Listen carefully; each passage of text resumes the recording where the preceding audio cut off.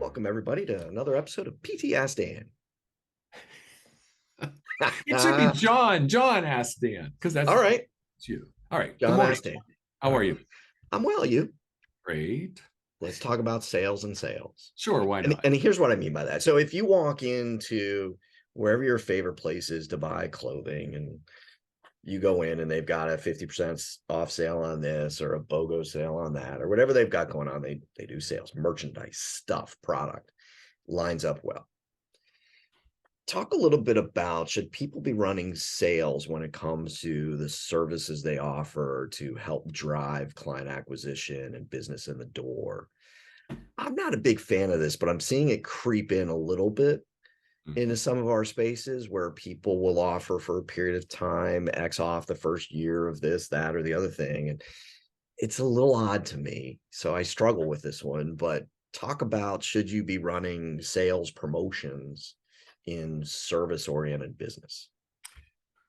Oh, there's no black and white rule here. I mean, Yeah. it's almost a case by case study. I think there is something to the subscription services where for the first month, the first couple That's months, fair. it's a little lower and then it builds up over time. Yep. I think there's also opportunity where here to get started, we offer this type of a package, which is a lower cost, lower time, lower commitment, just to build trust with each other. So I think all of that's definitely value.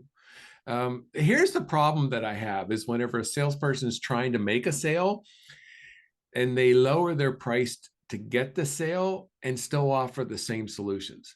Yes. So there you're just not really good in sales. Let's be Yeah, honest. to your point, if you're trying to bring somebody in at a lower level, the whole acquire today, educate tomorrow, expand tomorrow kind of philosophy that you have, if you're bringing them in at a lower engagement to get going, build trust, build understanding, and then expanding, that makes sense. But if you're offering what you always offer for just less money, I don't, how's that work?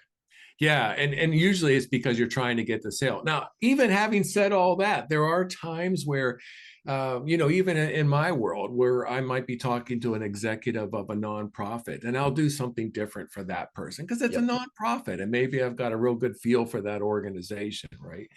But I think that needs to be very rare. Yeah. Yeah. No, I'm with you. And I think it's just difficult. It's difficult in the space we're in. We never want somebody that's evaluating PT services to wonder if they got the best deal.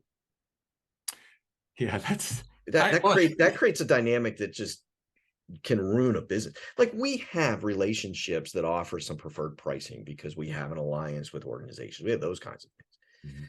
But I don't want somebody going, now wait a minute. Those two cars just drove off the lot. They didn't pay the same price. They're the exact same car. And you're wondering, I don't want our clients wondering that. No, I agree. And I always look at the example of, do you want to go with the lowest price dentist to do your work? Anyway, yeah. Yeah. I could do dental work for very cheap, but you wouldn't want me. Yeah, it'll end badly. But you also don't want an expert dentist to cheapen their services just because you can't, you don't want to pay that extra money. Yeah. Stick your ground. See you tomorrow. All right, take care.